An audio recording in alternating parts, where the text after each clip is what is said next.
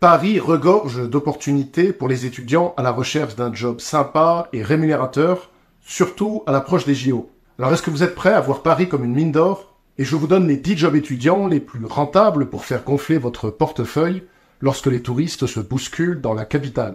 Alors le premier boulot, c'est photographe de couple ou photographe de famille. Alors est-ce que vous voyez tous ces touristes qui se bousculent sous la Tour Eiffel? On dirait que leur priorité c'est moins de voir la Tour Eiffel que de prendre des photos devant la Tour Eiffel. Donc imaginez que vous immortalisez les sourires des touristes devant la Tour Eiffel, ou alors devant le Sacré-Cœur, ou devant l'Arc de Triomphe. En tant que photographe, vous proposez non seulement des belles photos, mais vous ajoutez même une touche spéciale. Par exemple, vous pouvez ajouter des ballons en forme de cœur, un peu d'humour et de créativité, et le tour est joué. Donc les compétences requises pour faire ce boulot, alors c'est d'avoir un appareil photo qui est pas dinosaure, c'est d'avoir un sens minimal de la composition, et puis c'est d'avoir un peu la tchatch, notamment en anglais. Et vous pouvez toucher entre 50 et 100 euros par séance photo, ça peut faire du 20 à 30 euros de l'heure. Est-ce que vous savez combien de couples se fiancent chaque année devant la Tour Eiffel? Non, moi non plus, mais en tout cas il y en a beaucoup, et si vous êtes là pour immortaliser ce moment, ça peut vous rapporter pas mal. Alors deuxième métier, c'est guide touristique. Alors si vous connaissez Paris et que vous adorez partager des anecdotes, alors guide touristique c'est une sérieuse option à envisager. Alors vous pouvez acheter un bouquin du genre 50 anecdotes sur Paris, et puis ensuite vous racontez ces anecdotes aux touristes, du genre voilà la rue Vaugirard qui est la rue la plus longue de Paris, voilà le Paris du Moyen-Âge, voilà le quartier street art, ce genre de choses. Et ces visites, vous pouvez les faire à pied, vous pouvez les faire en bus, et vous pouvez même les faire en 2 chevaux. Moi je connaissais quelqu'un, ce qu'il faisait c'est qu'il achetait des 2 chevaux, il devenait chauffeur, il proposait des tours dans Paris à des touristes, et il faisait payer 50 euros par personne la visite de 45 minutes, 1 heure. Donc ça devient vite intéressant. Et les seules compétences dont vous avez besoin, c'est d'avoir une bonne connaissance de Paris, d'être à l'aise à l'oral et de parler plusieurs langues. Et comme ça, vous pouvez espérer toucher de 25 à 50 euros de l'heure, avec parfois des pourboires intéressants. Troisième métier, c'est traducteur. Alors si vous parlez anglais, espagnol, chinois ou une autre langue. Et les commerces parisiens vont avoir besoin de vous pour accueillir les touristes. Vous pourrez travailler dans des boutiques, dans des restaurants, dans des musées, et il y aura beaucoup de gens qui auront besoin de vos compétences en langue pour assurer un service client bilingue. Et vous pouvez faire entre 15 et 25 euros de l'heure en fonction de votre expertise et de la rareté de la langue. Alors le quatrième métier, c'est dropshipper.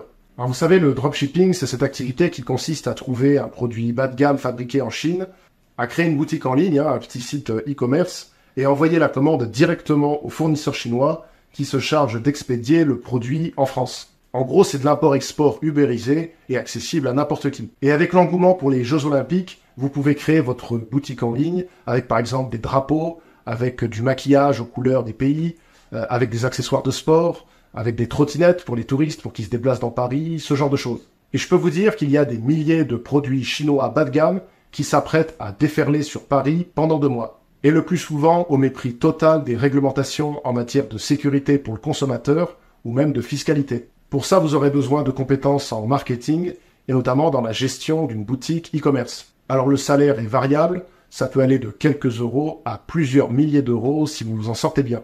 Cinquième métier, c'est celui de la sécurité privée. Alors avec l'afflux massif de visiteurs, les besoins en sécurité explosent. Donc vous aussi, vous pouvez participer à assurer la sécurité de l'événement. Au pire, vous aurez besoin d'une formation en sécurité et d'une attestation professionnelle. Et vous pouvez faire entre 12 et 20 euros de l'heure avec des majorations, que ce soit pour une prime de risque ou pour des horaires de nuit.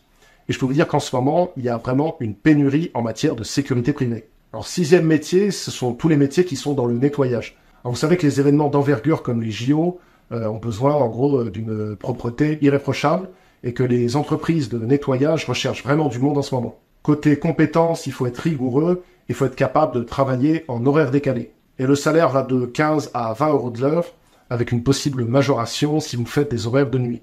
Septième catégorie de métier, c'est l'hôtellerie-restauration. Alors vous savez, les hôtels et les restaurants seront pris d'assaut pendant les Jeux Olympiques. Donc devenez serveur, réceptionniste ou barman pour profiter de cette période effervescente. Alors les compétences nécessaires, c'est d'avoir un bon relationnel, d'être rapide, et si possible d'avoir déjà une expérience dans l'hôtellerie ou dans la restauration, sans oublier les langues étrangères. Et la rémunération va de 15 à 25 euros de l'heure selon l'expérience et le poste en question.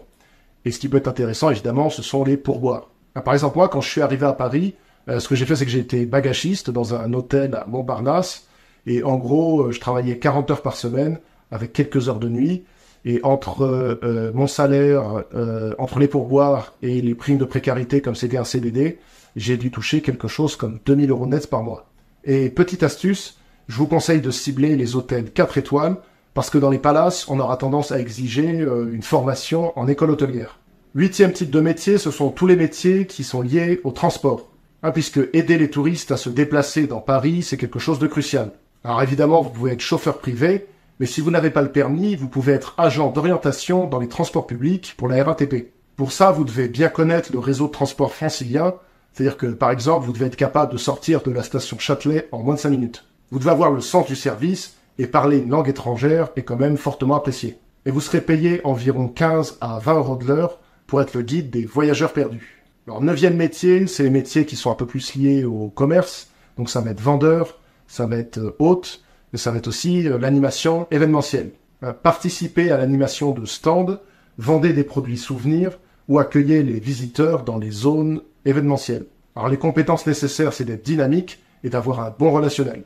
Et là, vous toucherez entre 15 et 20 € de l'heure avec des commissions possibles sur les ventes que vous effectuerez. Et dans l'animation, il y a par exemple Disneyland, Disney qui emploie beaucoup d'étudiants, notamment pour des petits boulots, des petites heures par-ci par-là, et pas seulement pour faire les mascottes. Enfin, dernier type de métier, ce sont les emplois saisonniers, parce que oui, il y a des emplois saisonniers pour 1 ou 2 mois l'été à Paris. Il y a par exemple surveillants de baignade, les surveillants de baignade qui sont chargés de surveiller les bassins parisiens, puisqu'il y a en tout 30 piscines à Paris. Donc vous pouvez travailler pour la ville de Paris pendant 2 mois en surveillant les bassins des piscines municipales. Pour ça, vous aurez besoin, je sais plus si c'est le BAFA, ou en gros c'est le BAFTA, je sais plus. Pour ça, vous aurez besoin le PSSA, donc en gros le diplôme de surveillant de baignade. Il faut aussi avoir une bonne condition physique et le sens des responsabilités. Et vous toucherez, je crois, de 22 à 26 € brut de l'heure en fonction de votre expérience. Et pour les Jeux Olympiques, on recherche 160 surveillants de baignade. Et les recrutements ont déjà commencé, donc postulez rapidement. Et vous avez maintenant toutes les cartes en main pour profiter de cette nuisance notoire que sont les Jeux Olympiques pour gagner un peu d'argent cet été. Alors quel boulot vous tente le plus ? Dites-le moi en commentaire et n'oubliez pas de partager cette vidéo à des étudiants qui auraient besoin de trouver un boulot cet été et qui sont à la recherche d'une bonne opportunité.